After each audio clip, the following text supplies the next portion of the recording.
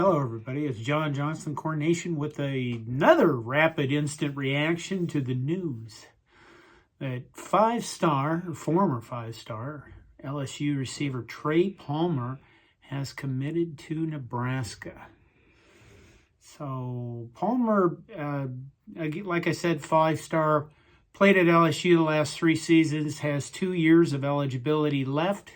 He could still redshirt, but honestly, I'm not sure why he'd do that. He had 30 receptions for 344 yards and 3 touchdowns last season. That's nice. Returned 18 punts for 117 yards for a 6.5 yard average. 7 kickoffs for 142 yards for an average of 20.82 yards. He has a touchdown from a punt return and a touchdown from a kickoff return in his career.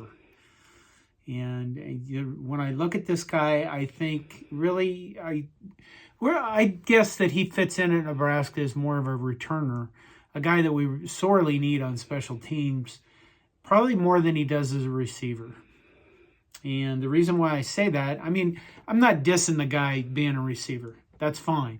But we really need, well, I don't even have to say how much badly we need something to happen on special team, the third phase of the game, somebody to actually pay attention to it on the coaching staff. And I'm sure there was enough screaming this year that probably next year they will. Palmer's coming to Nebraska because of his relationship with Mickey Joseph, our new wide receivers coach.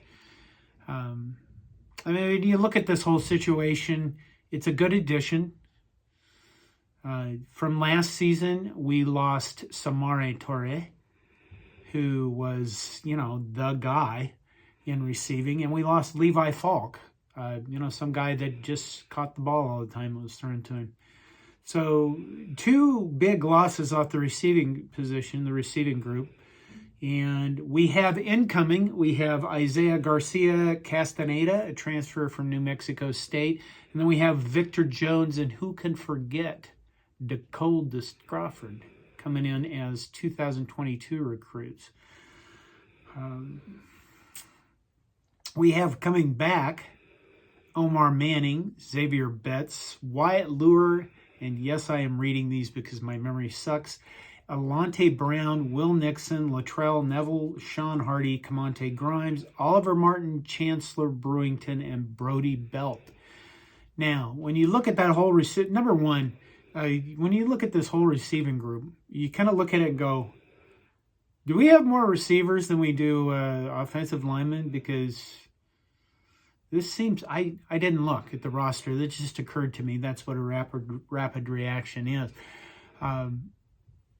That seems like a crap ton of receivers, doesn't it? So you'd think that somebody would be decent and we'd have people to throw the ball to. And out of this group, I think Trey Palmer is pretty exciting. But you look at Omar Manning, Xavier Betts are probably 2 of the guys that we really need to step up next season. And maybe they'll benefit from Mickey Joseph coming in.